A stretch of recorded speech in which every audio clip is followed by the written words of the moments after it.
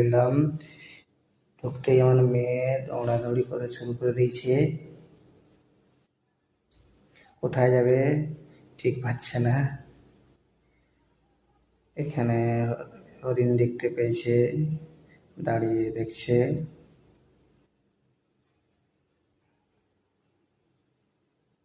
এখানে ভাল্লুক দেখতে পেয়েছে, দাঁড়িয়ে দেখছে। বাঘ শুয়ে আছে, দেখছে আমার মেয়ে।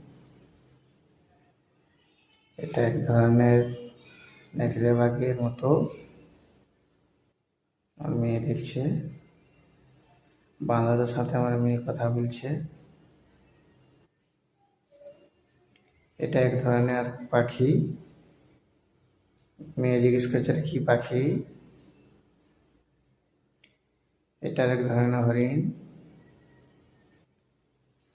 পার্কের মধ্যে একটা গান বানিয়ে নিলাম।